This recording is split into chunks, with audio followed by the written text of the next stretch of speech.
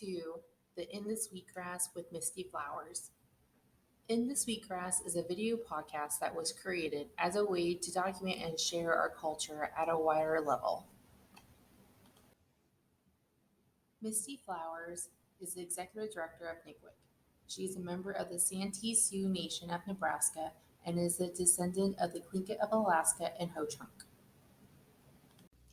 With special guest Jessie taking Alive-Rencountre. I think we're ready to get started. I want to say ampetu washte chante washte na pechu zapi ampo miri bosha de mia na washichi Misty Thomas Flowers de Makiapi. I want to say welcome and good day to you all. I shake your hand with a good heart and welcome to another episode of In the Sweetgrass. I am Misty Flowers. I'm the executive director for the Nebraska Indian Child Welfare Coalition. And we are super excited to have with us today Jessie taking Alive-Rencountre. She is the author of Thunder's Hair, and I just have the book. I'll find it here in a second. But here at NCWIC, we really try to uplift and empower and encourage Native-owned businesses and authors and artists and just Indigenous people in general that are doing awesome and amazing things. And we are super excited to have Jessie with us today. So Jessie, I'm going to turn it over to you and let you introduce yourself and share whatever it is that you want to share with those that might be listening today. Yeah, for sure. I'm better watch day. Chante washe na pechu zapi. Wechakwe tumpuwi na Jessie taking Alive-Rencountre amachapi. Hunk papa la kota imataha. So good afternoon, relatives. Good day. Greet you with a heartfelt handshake. My Lakota name is Wechakwe tumpuwi, which means woman who is born from the stars. My English name is Jessie taking Alive-Rencountre, and I'm a Hunkpapa Lakota woman. Grew up on the Standing Rock Reservation, make my home now today in Rapid City in the beautiful Black Hills. And I'm really happy and honored to be asked to be your guest today. So thank you for inviting me to be a part of your day. Oh, and thank you so much for sharing this time and space with us today. When I seen your book, I got super excited. Because it's not very often that we see Indigenous authors and books for and about Native children.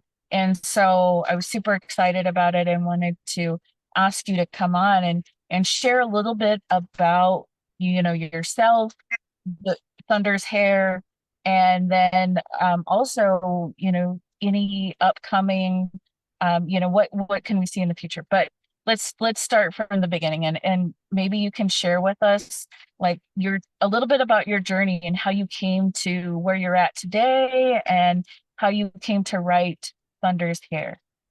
Yeah, for sure. So, I'm going to go all the way back until 1986. I was a first grader in McLaughlin on the Standing Rock Reservation. And at the time, my first grade teacher told us I loved books. I loved storytelling. My mom was the best storyteller, loved everything about stories and such. And when my teacher told us that we were going to write books, I got super excited. And I thought we were going to write a real book, right? And that people all over the world was going to read it. Not what happened. She just took some paper, folded it and stapled it, put cardboard boxes on the front and back, and then we decorated it with wallpaper. Needless to say, I was still excited. And it was awesome to know that people, when they would read my book, and I would ask anybody, any grown-up that I was around at the time, to read my book. And I used to get excited to know that what I created with my imagination was what they were reading. And so the idea came when I was very young about my dream came actually when I was very young about becoming an author. And as I got older, a little bit older, I realized that, gosh, I don't see any characters of what I am in any of the books. And I always start wondering, subconsciously, I start thinking I wonder why they don't write books about us. How come I can't see the kids in the book that I'm reading, why don't they look like me? Why don't they represent me? Right. And I got super excited as I got a little bit older when I first read Water Lily, and I could not put that book down. I read it over and over and over, and I was like, even more amazed that it was written by a Native woman. And I was like, whoa, I was mind blown. And so that was the very first time I actually had the idea of like, well, maybe I can be an author, right? As a young lady. But then I also wondered though, too, it's like a lot of the books that represented us were about the past, right? Which was great because we had an amazing way of life, our ancestors. And, I kind of lost my dream of becoming an author and a writer when my path took me a little bit different way, but I ended up becoming a school counselor. I worked in a Rapid City school district for almost 15 years. Well, I was a school counselor for 15 years. 13 of those years were in Rapid City. And when I would go into my classrooms to do my school counseling lessons, I loved using storytelling because that's how I connected with the kids. And it wasn't until a lot of the kids, the teachers, even parents and grandparents, when these kids would go home and share the stories, they would say, maybe you should make that into a book. And then that idea kind of came back of like, oh, that was always a dream when I was younger. And I would start searching for books that would teach like counseling lessons, but also integrated a lot of our Native American values into these stories, because historically that's how we've always been. We've been storytellers for eons and eons of generations. And that's how we shared lessons with their kids. That's how we molded them into being respectful, courageous, kind, compassionate individuals to be a part of the tribe, right? And, that's also how we told history. That's also how we encourage and inspired is through story. And I realized the connection that was happening even with their non-native students and how they would get excited. And even months after I would read it or tell a story or read a story, the kids would be like, oh, Mrs. Rencountre, do you remember so-and-so, like whatever character I had in the story? And I'm like, yeah. And so, it didn't actually come until I was actually working with high school students a little bit later on and took them to a college campus tour. And there was a gal there she was Dakota, and she was visiting as a guest speaker. And at the end of her presentation, she's like, oh yeah, and if you guys know of any writers in the Midwest area, we have this writing competition. And all of a sudden you just feel something. Your spirit knows that you're here, you're meant to hear something. And so I was scared, and I went up to her afterwards and I was like, is this just for like college students? Is it for high school students? She goes, nope.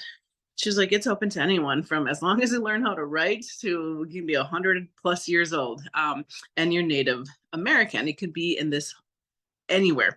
So I was like, okay. So I had this story written, right? And I had it in my computer for like 2 or 3 years. I didn't do anything with it. I would just share the story with the kids I was working with. And then you just listen to your intuition, right? I'm like, waited till the very last day it was due. It was already done. And I was like, you know what? I have nothing to lose. I have nothing to lose. I'm going to submit it. I submitted it. I ended up winning the competition. It was the Great Plains Emerging Tribal Writers Award. And that kind of gave me a boost of confidence to say, okay, I'm going to take a look at how do I publish a book? And I had no idea. I didn't really know any authors in real life. I didn't know anything about the publishing process. I literally sat down. I made my husband take the kids to the kids fair, and I sat down and smudged off, and I just started writing, and then I started researching, literally Googled, how do you publish a book, right? And I spent from there on weeks, hours upon hours, researching the different types of publishing, how, if I did go with the self-publishing, what are the pros and cons of each of these 3 different ways to publish? And then I ended up finding a publisher. Of course, you have to submit, they have to like your stuff and say, okay, yes. And it was a hybrid publisher. And I was like mind blown. They're like, oh my gosh, this process is happening. And it happened and it aligned, the stars aligned at the perfect time, where they're like, well, let's put this award that you won on the cover of your book. And it just gave me a platform through newspapers like Lakota Country Today and, you know, the local news here. It's like, it gave me a platform and it boosted me to kind of have an audience of like, oh, hey, like, here's a brand new author. Here's her award-winning book. And it gave me the confidence of like, okay, well, what about all these other stories I had made up before? And so thus came the other books of like, well, I, you know, reminding myself of like, I've always taught this type of lesson in the classrooms with the kids, and this is what I've always wanted them to learn. So I started utilizing my experience as a school counselor, as a mother, my love for writing and creativity into publishing. And I kind of went actually towards the self-publishing route, just because I feel like at the time, that was what was best for me. And now I have 5 books out. I have another one being released within the next, we were hoping before the end of the year. It might be at the beginning of 2024. And so I'm excited to share information about what that book's about. And such. But yeah, that's kind of how my journey was as an author. And it's been a long journey since like I was 6 years old. and here we are, and this is now what I'm doing full time. I'm actually retired from the school systems, and I'm focusing primarily on writing more books, including young adult books right now that I'm working on, and traveling. Like I've just completed just the other day, I completed about a 2.5 month tour of traveling around to many different schools, and I am excited to be home and in my own bed. And back with my family again, more often, more consistently. Oh, wow. That's amazing. I really appreciate you sharing more about your journey. And, you know, I guess I didn't know, I should have done better research to know about all the other books that you have written. The one that I'm most familiar with is Thunder's Hair. That's the one that really caught my eye, of course, because I have, you know, my son and all my nephews, like they all have long hair, and you know, it's definitely something that resonated with us and our family. You know, they've gone through a lot of the, you know, the bullying at school. You know, for my son cut his hair, um, you know, had a hard time growing it back, and you know, now it's like super long. And anyway, so that's the one that I'm most familiar with. Um, can you tell me a little bit more about like the backstory and like what inspired you to write that book? Sure. Thunder's Hair has been a super popular one within the last like year, maybe even 2 years. And exactly what you're talking about, your experience with your sons and your nephews is the reason why. I, as a school counselor, I don't have any sons myself. My husband and I have 4 daughters. Oh, Amazing. But working as a school counselor, being the one that the kids would come to, of course, here in Rapid City, we have a high student population of Native American students, not just our sure. local students, but also we have Northern Cheyenne, we have some Crow students, Arapaho, et cetera. A lot of the surrounding tribes are here in Rapid City, which is amazing to see, right? But a lot of the teachings about the hair is pretty universal amongst tribes. And a lot of these little boys are learning the power of your hair at home, right? With your parents and the grandparents, aunts and uncles. But not everybody is aware of this teaching. And so when these little boys would go to school, it wasn't just our non-native students that were teasing and bullying them. It was even some of our own native students. And so even though the boys would end up in my office and they'd be upset, they would be in tears, angry or sad or embarrassed, frustrated, and then saying, you know, Mrs. Rincon, I just want to cut my hair now. It's just like, I'm tired of being called a girl. I'm tired of being teased and my hair being pulled. And even though I would empower them, right, they would go back out into the classrooms where there was no knowledge and education about hair, including teachers. And unfortunately, it took me from when I was at the elementary level, I would hear this all the time. It took me working with high school students for 4 or 5 years and witnessing a young man who was a junior in high school walk by the hallway, and our math teacher, who was from out on the East Coast, older gentleman, very intelligent with math, but had no idea about the culture and the significance of our hair, of our Native people hair, make the comment to this young man of saying, when are you going to cut your hair and look like a real man? And my heart sunk. And I was kind of angry, I admit, but I was like, I cannot address this teacher right now because I'm going to end up saying something because I'm so worked up right now. And to see the humiliation on this young man's face, he had a long, beautiful ponytail, right? And most of the time he was wearing it in a braid, but that day he had a long, beautiful ponytail. And you can see the humiliation on his face. And that made me want to cry. I was angry. I wanted to cry and such. And I went back into my classroom and I was like, okay, I'm going to calm myself down. And after this next period, I'm going to talk to this teacher and visit with him and share with him because it does come from, it comes from lack of education, of knowing and such, but also too, just lack of respect in that situation there. But, you know, I did calm myself down. I went next door and I shared, I was like, you know, I overheard you make the comment to so-and-so as he walked by. And I said, you're probably not aware that our young men and our boys grow our hair because there's significance in our culture for it. It's always been like that for thousands of years, I'm sure. And, you know, knowing that, he's like, I'm sorry. You know, I didn't want to.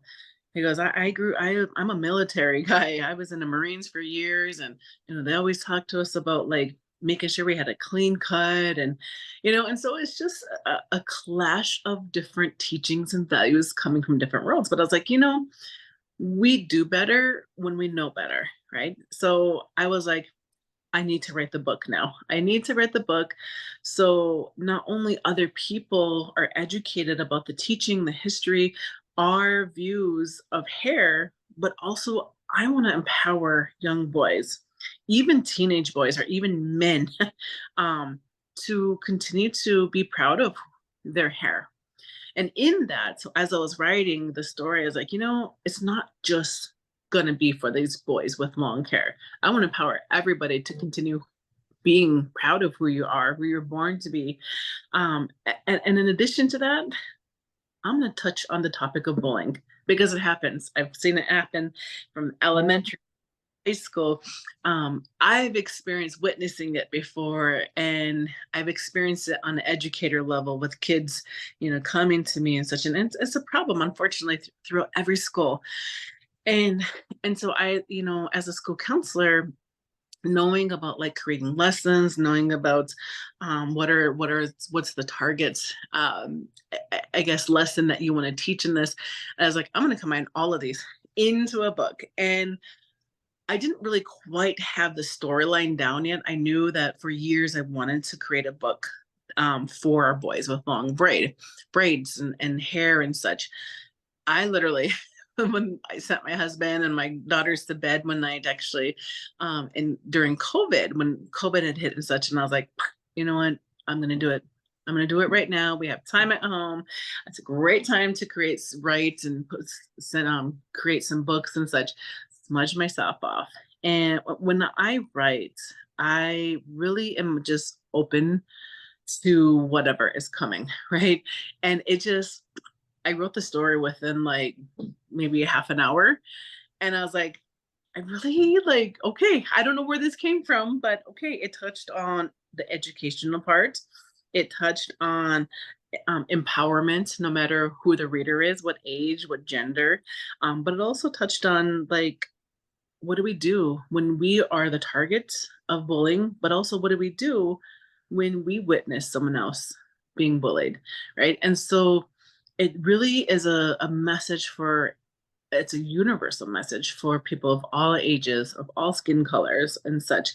And when I released the book, of course, being self-published, you're responsible for doing all your own promotion.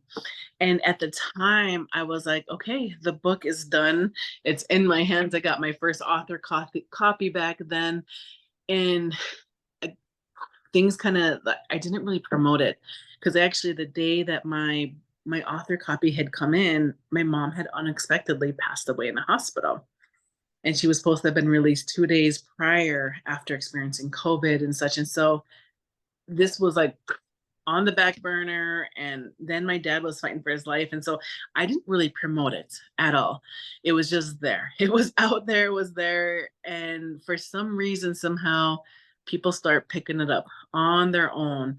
And then what really catapulted sales, I believe, two things catapulted sales was later on when I started my healing journey through my grief with losing both my parents. My husband kind of became my promoter and he utilized a platform called Social Distance Powwow that a lot of our native Yeah. viewers and such might be familiar with. Him and another couple of his friends online, they created this space. And at the time, it was like that was their connection to the world, right? With social media and this group of like, okay, let's listen to our songs, let's watch our dancers, let's listen to some storytelling. And this was huge to be able to get this out there. The second thing that happened when things kind of start returning to, I guess, somewhat of a normal thing, when COVID was kind of starting to go away, but people's immune systems were building up. It took almost a whole year for this to kind of start getting out there again. And there was a young man, a native man. I don't know what tribe he came from, but he had a huge following on TikTok. And there was an incident that had happened in Oklahoma where it made the local news in Oklahoma, where a young boy was bullied and his hair was cut. And I'm not sure about like the outcome of actually what had happened, but this brought an opportunity for this young man, the TikTok guy in Colorado. We had a huge following to bring awareness about our hair, about our bullying. And then he said, go buy this book. He says, buy this book, take it to your schools, and have your principals and your teachers read this to the kids because it has a powerful message in it. And I was like, whoa, that was huge because it just reached a big audience. And I seen, being a self-published writer, seeing the sales go up each day. He probably sold me about 1,200 books from his little TikTok video of like 30 seconds. And I was like, whoa. And then it just kind of snowballed, right? The word got out there, which was perfect timing because I was already planning on stepping away from my school counseling job and just focusing on writing and traveling to do to schools to share my readings, to teach the lessons and such, and kind of brought us to where we are now. It's probably I would say it's probably about tied for best-selling book. It's now caught up to my very first book. And I say they tied because my very first book, it won the award and it had some hype around it and things kind of slowed down. But I'm also able to sell my first book when I do cultural presentations here in the summertime. When we have tourists from all over the world come in, I get to sell them that book. And so that first book is literally all over the world. But they're probably tied as far as like sales goals and such. And so I'm really excited about the journey that has happened as an author so far, but I'm more excited about what's continuing to come and what the opportunities and the ideas of books that are coming to me, whether they're through dreams or just out on the hike, and I'm like, oh, here's an idea to write about, right? And so it's like I have so many ideas and so many book ideas that are sitting on the back burner that now I'm excited. After 2 days ago coming home, I'm like, I purposely have not booked anything so I can stay home and just write and focus on my upcoming books that I'm trying to push out there. And, one of the little kids at one of the recent schools I've been to, one of his questions is like, how long do you plan to write? He's like an upper elementary kiddo, right? And I was like, it's a great question. It made me think while I was on stage, and I was like, I want to write until the day I die, and if creator allows me to live a long, full life as a grandmother, a great grandmother and such, I want to continue to write and push books out. And so it's not because of an ego, not because like, oh, I want all these books under my name and such. It's while I'm here, this is my way and my passion of storytelling, of writing, using my imagination, but also my passion of helping other people. Because my books are going to reach people that I may never have an opportunity to meet in real life. And I've had this come back to me. I've had people reach out to me via social media or email and tell me, this is what your book has done for me, or this is what your book has done for my children or my grandchildren. And it's always like so humbling to say, wow, that evening where I sat down and I wrote the story has had that big of a ripple effect. And I sit back and I laugh with my husband too, because I when I was learning the process of self-publishing and trying to upload and, get everything perfect on the layout and would fail multiple times, there's times where I would cry and say, it must not meant to be. And I would close my laptop and go to bed saying, okay, all right, I'm not going to put this up. And then the next morning I'll wake up like, okay, I just needed rest. I was tired and I'm going to get back to relearning this. And so multiple nights of tears and sweat and like frustration and prayers as well too, of like, help me get this done, because I don't want this just to sit on my computer again, this story. Knowing that all those nights of frustration have paid off, to know that the book, the stories and such, all the books have helped people. And so knowing that, okay, this is my passion. I've wanted to do this since I was first grade. I loved storytelling in my school counseling career. And writing is a passion of mine. I love using my imagination. I love creating things that can help other people, because for me, learning throughout the years, as well as being taught from my parents, my grandparents, about how powerful words are. Words are powerful. When we speak, when we write, we can either hurt and cause harm, or we can help and uplift, right? And so for me, and it's like, oh, right. It's the idea of writing and creating and uplifting from your imagination or some higher power is amazing to me, and it excites me, and it brings like excitement to life for me.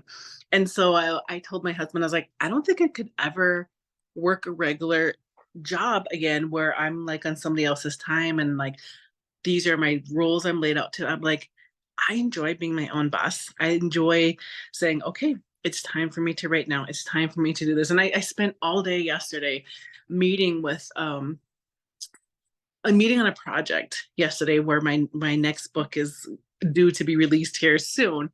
And my oldest daughter is 22. She was beaming with excitement. She was like, Mom, I'm so excited. Out of all your books and your projects you're working on right now, she goes, this is the one. This is the one I'm most excited for you about. And she says, I can't wait. So you just need to hurry and finish it. I was like, okay, I'm working on. And I spent hours, being home the first day, just being able to concentrate on creating again.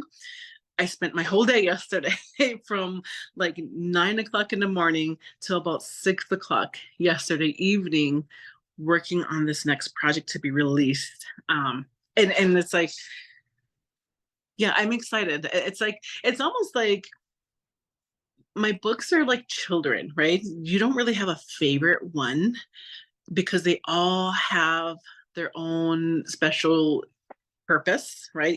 Each child has their own special gifts and such.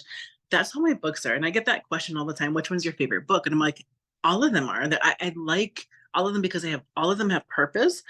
All of them were spent with love and energy and creating. And so I can't just choose one, right? I can tell you which ones have been popular for certain different audiences, where this one has been popular with this audience and such. But I was like, I can never pick a favorite book that I've created because I've created them. And I'm like, oh, like they're all special. So, but I am excited every time I have a new book coming out. It's like, I used to be like really nervous. I'm like, oh my gosh, will people accept this? Is this even going to be something that people will read? But now I've gotten over that with my own personal growth of like, when you're excited and you put that energy out there, everyone else is going to be excited as well too. So that's kind of where I'm at right now, with on the verge of releasing my 6th book. So, That is super exciting, and I totally want to hear about that maybe a little bit more, whatever you're able and willing to share with us. But first, I want to go back a little bit because, with, you know, I mentioned, the Nebraska Indian Child Welfare Coalition. So all of the work that we do is in the child welfare world, like the realm of child welfare. And, we know, like, there's been years and years of forced assimilation and all of that. And, but, and you mentioned today's time, we still, in the child welfare world, we still get asked that question. Why is hair important?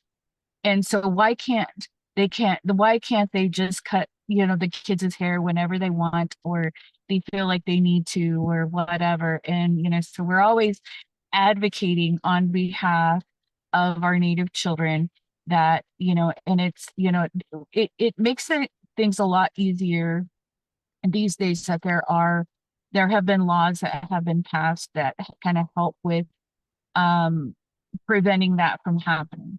So, and so that's another reason why I really resonated with Thunder's Hair, because it talks to that. And so, and so maybe if there's, people that are out there that haven't read the book, if you could, maybe just expand on that a little bit on, why is hair important for our Native children?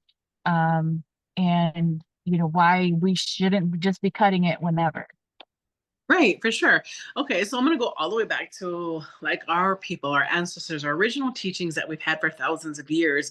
And what I share is what I've been taught, and I never want to speak on another tribe and such, because they might have different teachings. But with that being said, though, what I've learned throughout my travels throughout the United States and all the way up into Canada, way up in northern Alberta, is that it's a universal teaching about the hair and the importance. The teaching that I've learned about hair is that it's like an extension of our spirit, that it is powerful. It holds a part of our spirit in there. And in fact, it was always well taken care of. As Lakota people, we've always had that hair parted down the middle and then put it into 2 braids. And what I was taught is that part represents balance in our life. And because we need that balance in our life and such. And so it was like, knowing that I grew up with these teachings and such, even from my grandmother telling me, like, even when you clean your brush out, like, it's no longer in your hair, but you don't just throw it anywhere, right? Or, make sure you take care of it. The best way is like, put it in a sweat fire, right? Or put it in a fire. Or if you don't have access to that, put it in a plastic sack, wrap it, and then put it away. Because, even though it's not part of your head anymore, if it were to get out and it's just out or whatever, an animal like a mouse or something can come take that hair, put it in their nest, and then guess what? It leads to like headaches. It can lead to sickness. And so knowing that these teachings growing up as a little girl, knowing how important hair was, knowing to me, it's like, this is an extension of me, right? And also knowing that, when you braid your hair, that these 3 sections that you have in that braid, it reminds us as we're braiding that we're not just our bodies, we're not just our spirits, we're not just our minds, that all 3 of these make us who we are today to experience this physical life. And we need them. We need them all in balance and such. And so that's why we part them in 3 balanced sections and we do this, right? And historically, our people never really cut their hair just to cut it for a hair sale or for whatever purposes. It was always a reason why they did. And the only time they ever did this was when they were in mourning, when they had someone that they loved pass away. They would cut their hair because they were grieving. It was so hard for them to get over that, the death of a loved one. It's like part of them went with them, right? So they would cut their hair. And I even share with kids too. I recently started sharing with kids in my presentations that, it's even if you think back, our men, our young men, the warriors, when they'd go off into battle, they'd have their horses. And if their horses were if they didn't make it through battle and they lost their life in battle, the warriors would take a part of their hair and they would keep it with them because they knew that part of that horse was in that hair. So they would put it on their clothing or onto their battle shield or onto whatever it might be to keep that part of that spirit with them, right? And so even horsehair, the knowledge and the teaching about the hair, even the hair of the horse, if they were close to that horse, was utilized. So it's that teaching, and this teaching, and when I doing my history, culture, and presentations such to adults in the summertime, I talk about like when the boarding school era happened. One of the things that the main focus was to strip us of our cultural identity.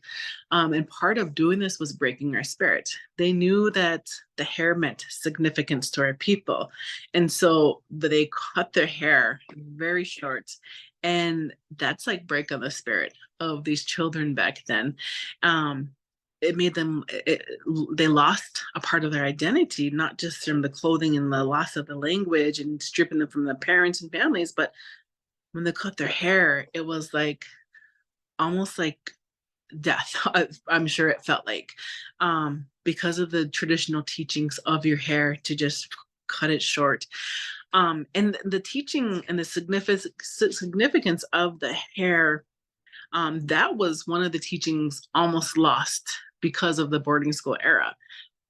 Thankfully, we've had some wisdom keepers over the years, and these teachings are now coming back, including the teaching about the hair. And it's the families that know about these teachings that are growing their children's hair long, not just the girls, but the boys as well too. And you see the young men, you see the men have the long hair and such. It's like, oh, it's beautiful. It's really beautiful to see, because for me, I always imagine, wow, this is a way of reclaiming our identity that was wrongfully stripped from us, from our great grandparents, our grandparents and such, through the boarding school era. And it's almost like it's a power statement of like, we're still here, right? But with that being said, when our families who know these traditional teachings, like I had said at the beginning, when their sons go off into school, they experience the repercussions of the lack of knowledge from other students, and unfortunately some teachers who will make the comments and the teasing. So I think it's just a lack of knowledge and education. And so my mentality was of and such is not to get angry and bitter, but say, okay, what can I do?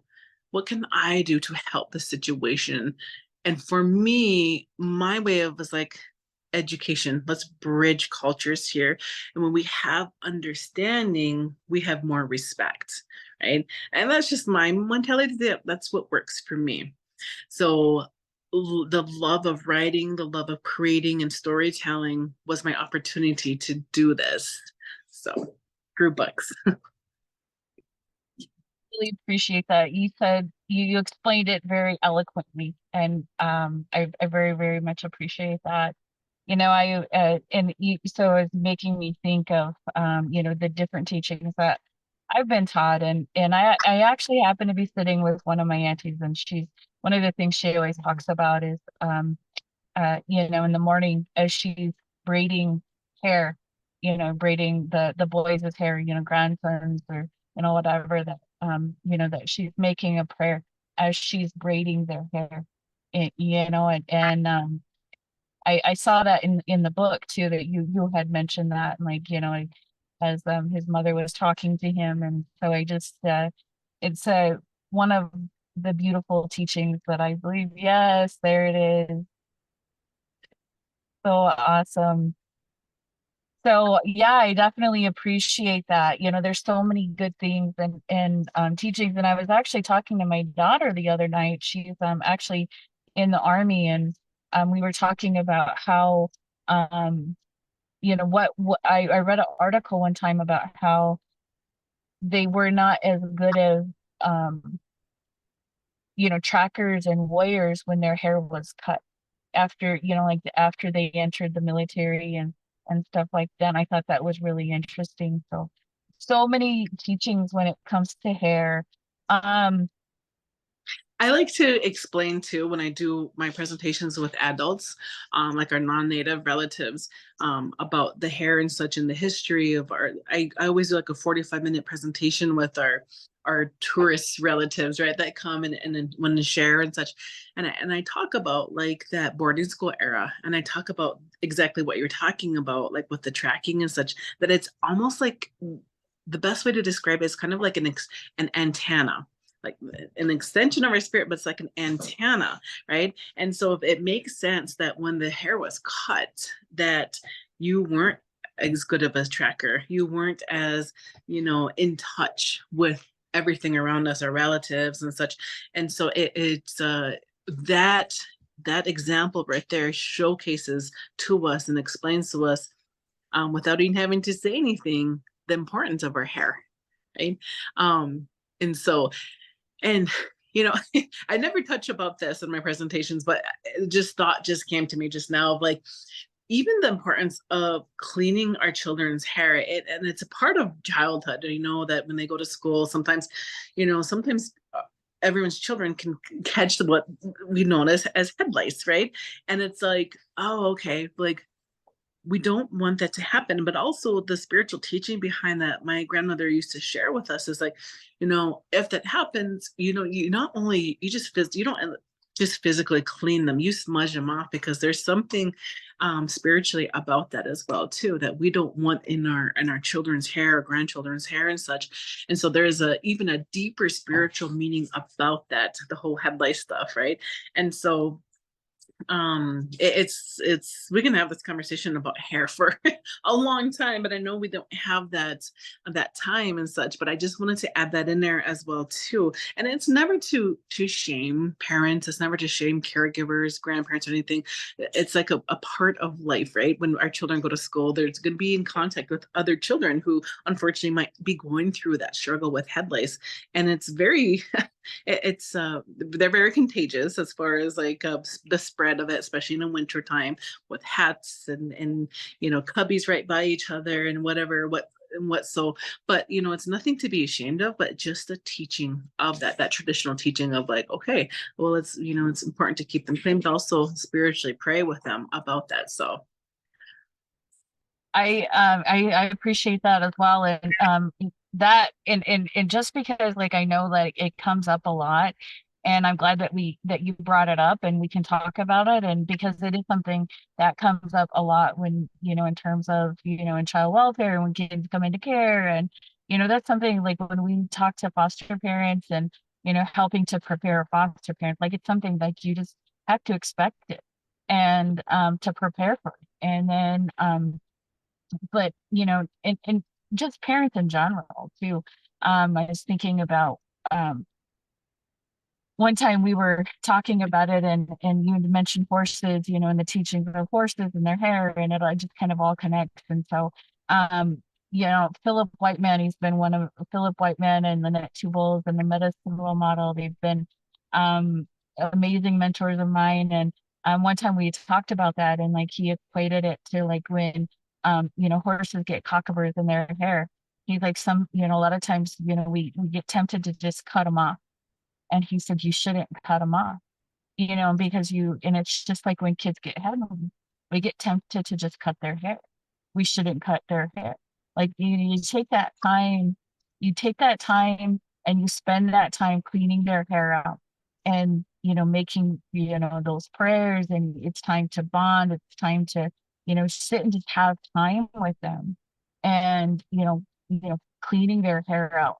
And it, was a totally different way of looking at things that I now, I appreciate that. And and can appreciate that time, because it gets frustrating, it can take a long time, they get tired, you get tired, but spending that time together. But anyway, so I appreciate you bringing that up. But so where can people learn more about the books that you have out, and maybe if they're interested in purchasing them, like where can they learn more information? Sure. I have a website. It's nothing super fancy. I want to be able to hire someone to actually make a better website, but I have a website with at least just the basics of contact information, and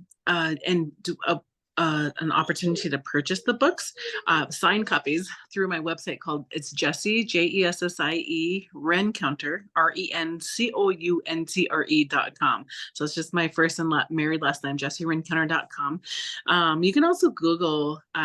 Somebody said, "Did you ever Google your name?" I was like, "I have not." And so one day I sat down and I was like, "Oh my goodness! Like, wow! I didn't know there was." I was kind of embarrassed. I was like, "Oh my gosh! I didn't know there was so much stuff." But it's mainly from like school visits and a little bit about the hair. But there's also reviews online about some of the books as well too that you can find. So it's the internet is so powerful. We can use it. Yes, of course, there's some red flags of dangers and such about the internet and cautionary stuff, but there's also great things that the internet brings, and including today with being able to connect this way, right? So with that being said, there's like so hold on, sorry, my dog is That's okay. We'll have to edit that part out. yeah.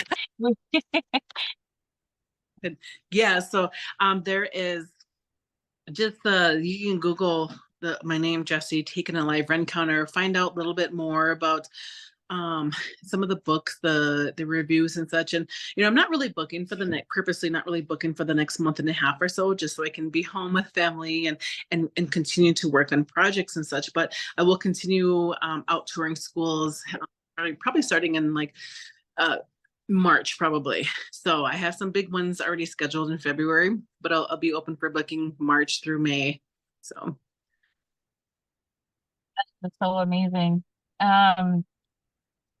Is there anything else that you would want to share with any of our listeners, maybe before, because I feel like we're kind of wrapping up a little bit. So if there's anything else that you would want to share.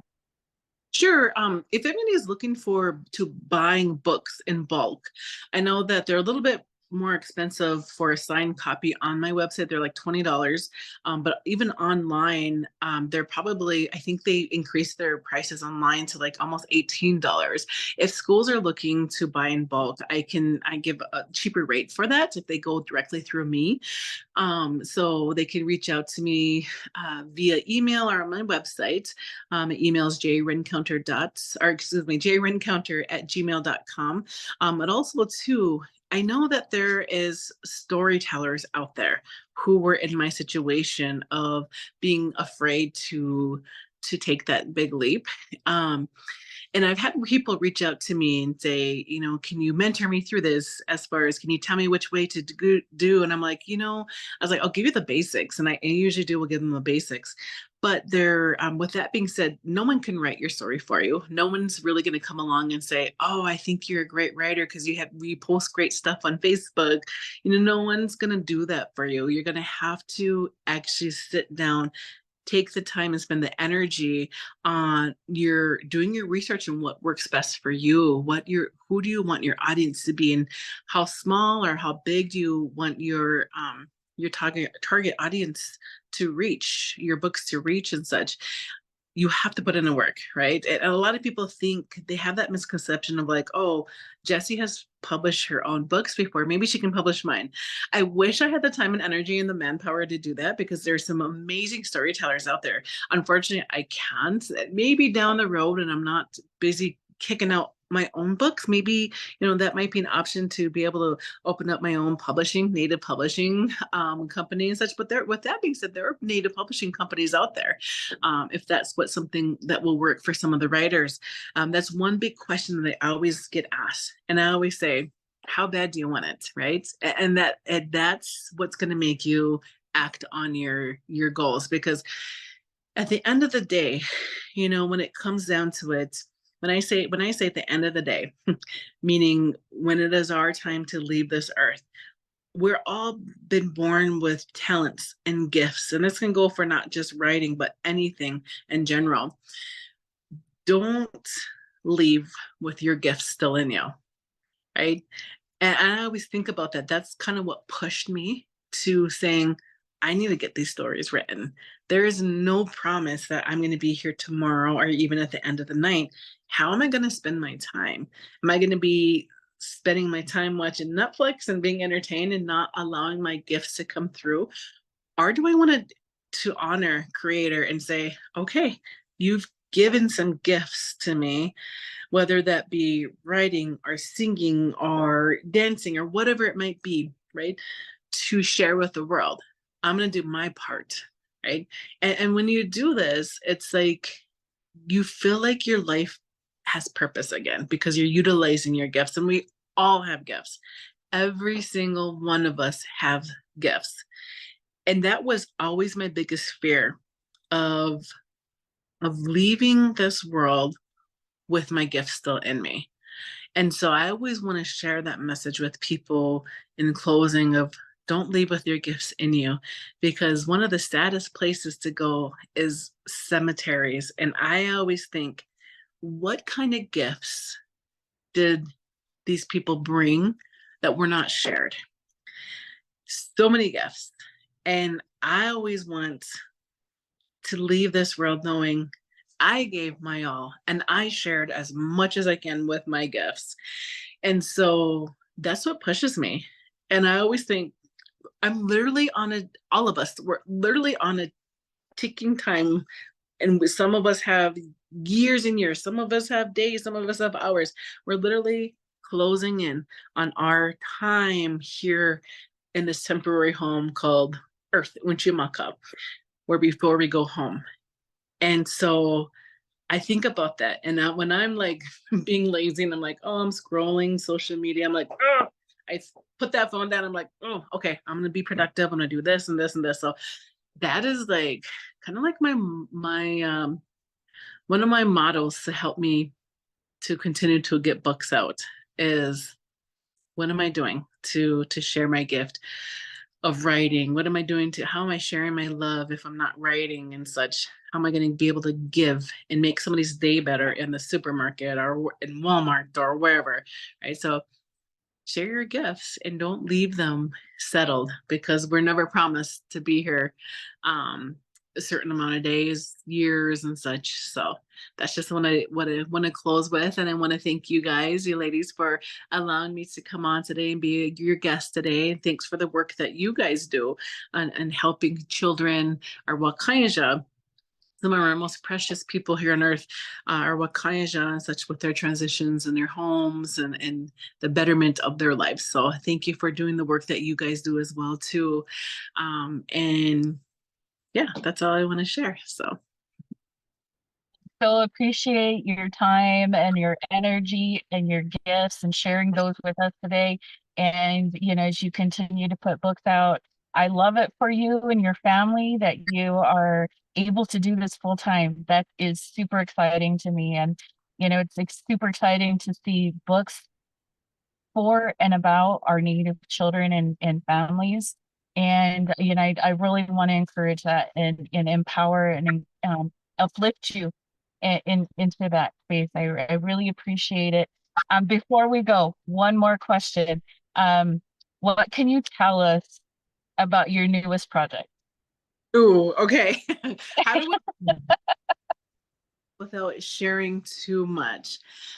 I'm super excited about this project, and I don't want to give too much away, but I'll share this, that our world is connected so beautifully, so perfectly, right? And we see things through different lenses, through spirituality, through experience and wisdom. We see life through tradition. We also see life through science. And we can look at the same thing through different lenses and explain it through different lenses. And this next book is bridging science and our native tradition spirituality together to explain the same thing. And I think like I'm just excited about it. And I don't want to share too many details, but I'll share this, that as Native people, we were able to live beautiful lives because we were in touch with everything. You know, we all knew that everything was a relative, right? And nowadays our life has changed as Native peoples. We've had to adapt to the change. um and now we see science coming in, and they're sharing like, oh wow, look at what we discovered.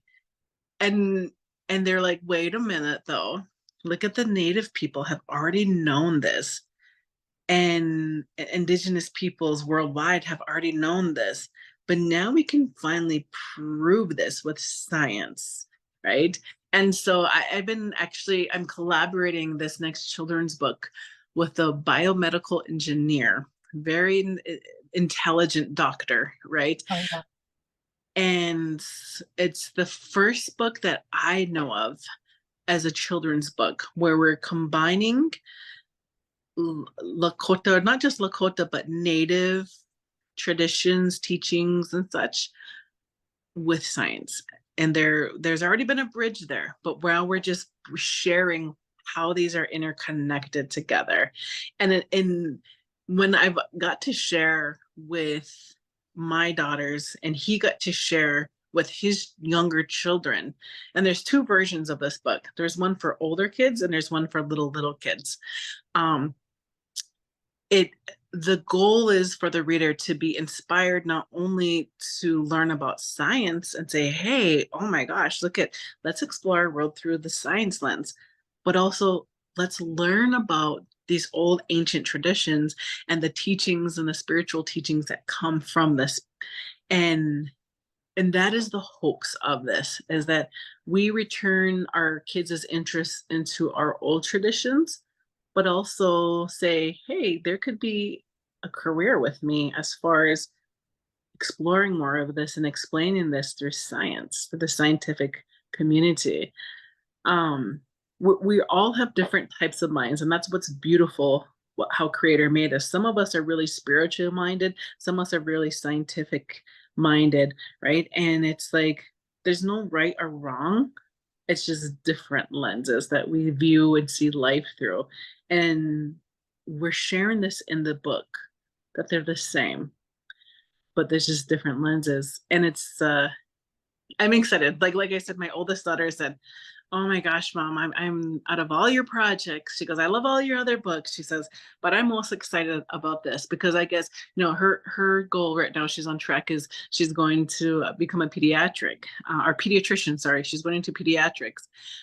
She's in grad school, or going to be attending grad school here soon, and then starting her process of applying to medical school. But she goes, if you can share, if I could sum up what I want to do as a medical professional, bridging our traditional teachings with the medical world and such, she goes, this book would explain it. And she goes, I'm so excited. And we were both sitting there, both excited. And so I think that's why I spent so many hours on trying to finish this project yesterday. And such. So I'm like, oh gosh, I forgot. Hey, it's Christmas. I got some more shopping to do. But so yeah, that's I'll share that much with you all. And when it's ready and I have my author copy in hand, I will share more details about that on my personal Facebook page. And so people will have a heads up of what it's about. What are we bridging here together? So, but yeah, I'm excited. That is super exciting, and definitely I look forward to seeing that. And I just, it is super exciting to hear about all of the things that you have, that you are working on. And I can't say it enough. I'm excited for you and your family, and for this path that you're on. And so, thank you again for sharing this time and space with us. And best wishes to you on that new book, that new Thank you. project. Thank you. I appreciate it. Thank you. I hope you have a great day, rest of your day, and some great holiday time with your family. Yes, you as well. And to all of our listeners out there, thank you so much for listening in and joining us as we talk with Jessie, taking a Alive-Rencountre, and about she's an Indigenous author. Look her up if you haven't done so already.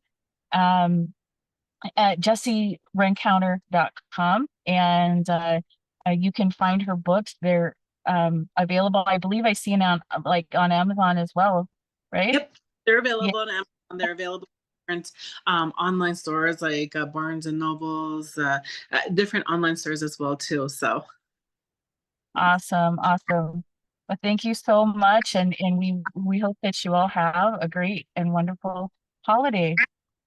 thank you.